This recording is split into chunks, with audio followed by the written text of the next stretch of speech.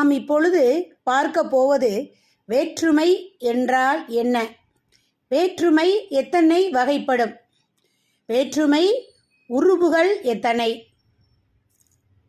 எந்தெந்த வேற்றுமைக்கு உருபுகள் இல்லை?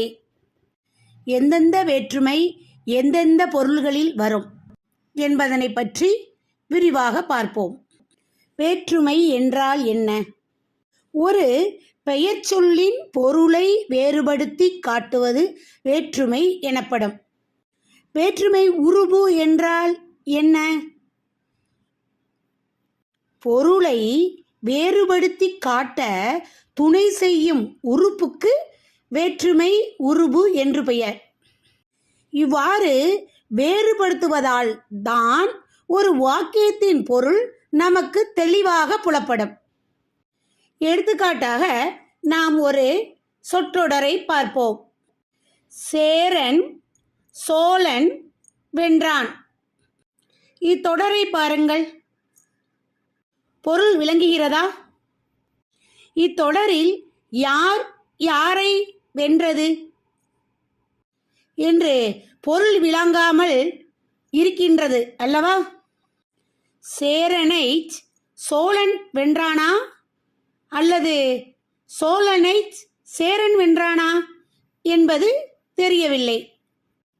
பொருள் நன்கு விளங்குவதற்காக சேரன் என்னும் பெயரினை அடுத்து ஐ என்னும் உறுப்பினை சேர்த்துவிட்டால் சேரனை சோழன் வென்றான் என்று பொருள் நமக்கு நன்கு விளங்கும்.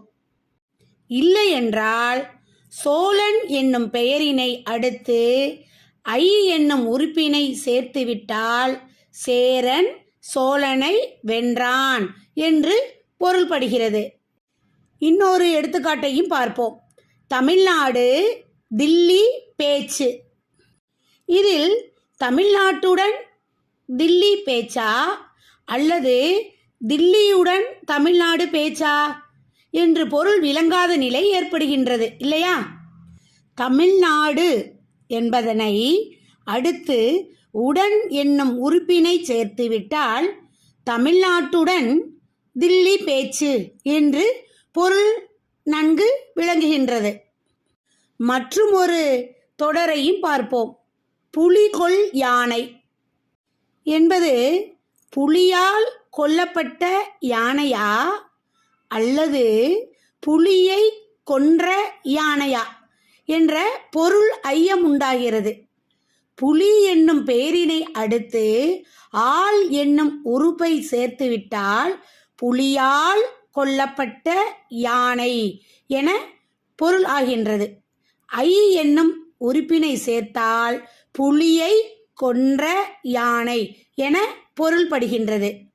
இவ்வாறு சொற்றொடர்களில் தோன்றும் ஐயம் நீக்கி பொருள் நன்கு விளங்குவதற்காக பெயர்களோடு சேர்க்கப்படும் உறுப்புக்கு உருபு என்று பெயர். பொருளை வேறுபடுத்துவதற்கு வேற்றுமை என்று பெயர். இவ்வேற்றுமை தமிழில் 8 வகைப்படும்.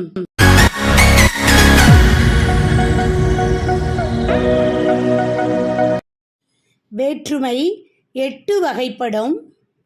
அவை முதல் வேற்றுமை, இரண்டாம் வேற்றுமை, மூன்றாம் வேற்றுமை, நான்காம் வேற்றுமை, ஐந்தாம் வேற்றுமை, ஆறாம் வேற்றுமை, ஏழாம் வேற்றுமை, எட்டாம் வேற்றுமை.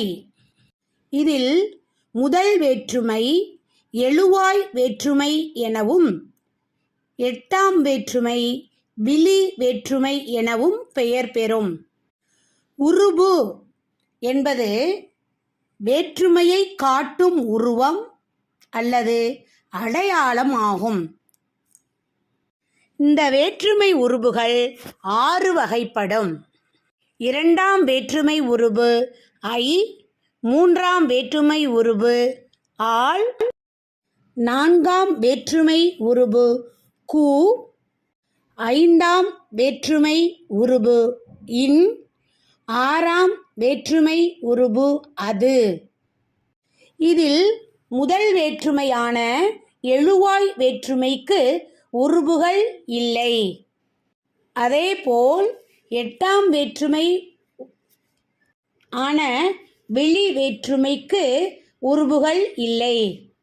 முதல் வேற்றுமையான எழுவாய் வேற்றுமைக்கும் எட்டாவது வேற்றுமையான வெளி வேற்றுமைக்கும் உருபுகள் இல்லை.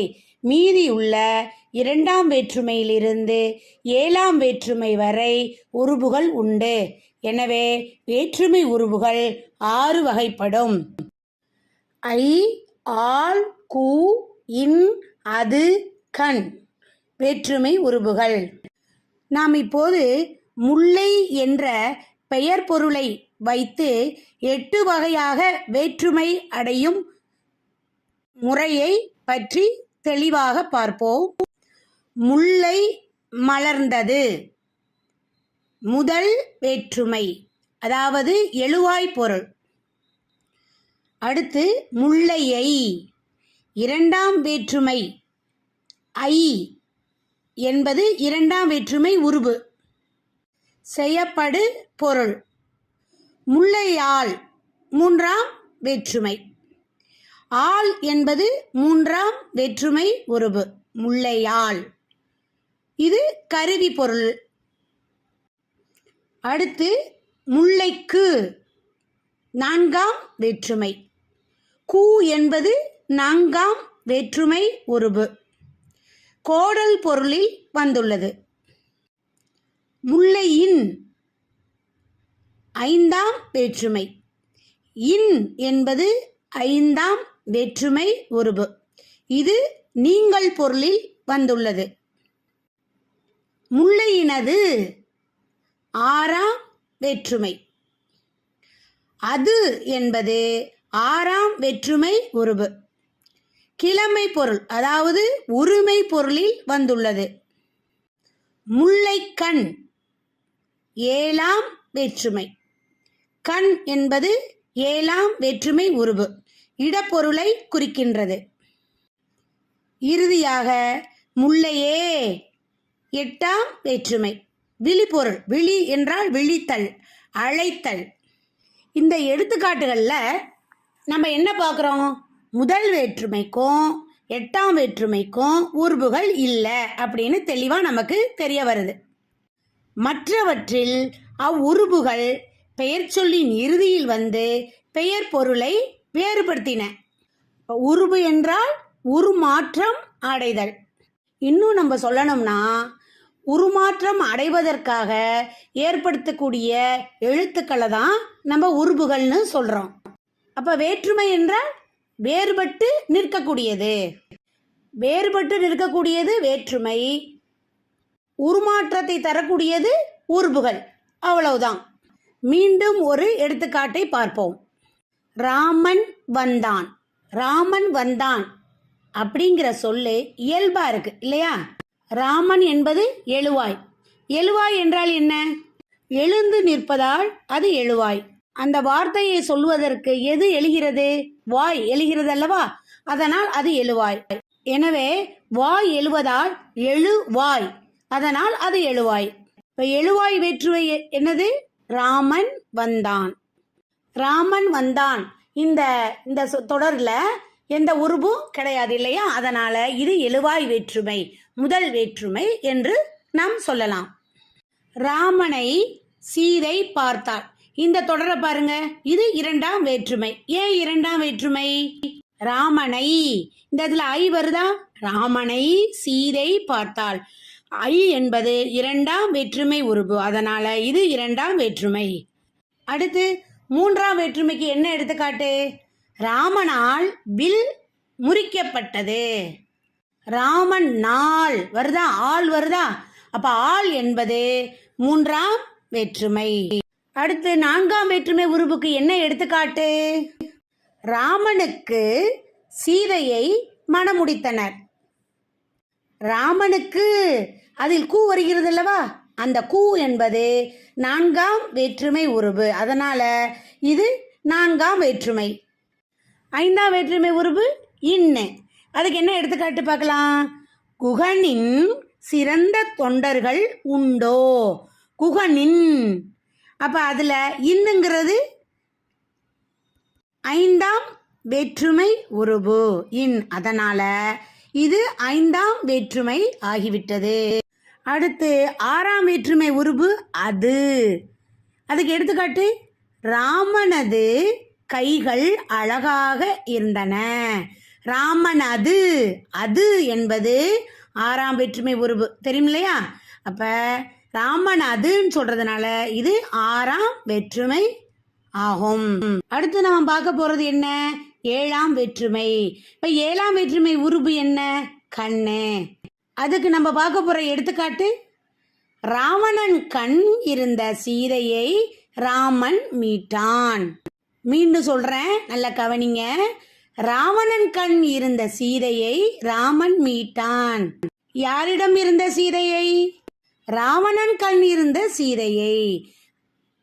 இதிலிருந்து என்ன தெரிகிறது? 7ஆம் வேற்றுமை உருபு கண். அதுதான் ராவணன் கண் இருந்த சீதையை ராமன் மீட்டான். ராவணன் இடத்தில் இருந்த சீதையை ராமன் மீட்டான். அடுத்து நம்ம பார்க்க போறது 8ஆம் வேற்றுமை. 8ஆம் வேற்றுமைக்கு உருபு உண்டா? இல்லை. நம்ம சொன்னோம் இல்லையா, முதல் வேற்றுமைக்கும் 8ஆம் வேற்றுமைக்கும் உருபுகள் இல்லைன்னு சொன்னோம். இப்போ நம்ம பார்ப்போமா 8ஆம் வேற்றுமைய? ராமா வா, கபிலா வா, வேலா வா, கந்தா வா. நம்ம கூப்பிடுறோம் இல்லையா, அழைத்தல் பொருள். தூரத்தில் இருக்கக்கூடிய ஒருவரை நாம் கூப்பிடும் பொழுது நம்ம ராமா வா, கந்தா வா அப்படி கூப்பிட மாட்டோம். ராமா, கந்தா, வேலா வா அப்படின்னு விழித்து கூப்பிடுறோம், அழைக்கின்றோம் இல்லையா? அதனால இது வெளி வேற்றுமை, அதாவது 8ஆம் வேற்றுமை. நம்ம ஏற்கனவே சொன்னோம், வேற்றுமை உருபுகள் 6. இதில் முதல் வேற்றுமைக்கும் 8ஆம் வேற்றுமைக்கும் வேற்றுமை உருபுகள் இல்லை. முதல் வேற்றுமையின் பெயர் எழுவாய் வேற்றுமை, 8ஆம் வேற்றுமையின் பெயர் விழி வேற்றுமை. அடுத்த பகுதியில் நாம் ஒவ்வொரு வேற்றுமையையும் பற்றியும் விரிவாக காண்போம். நன்றி.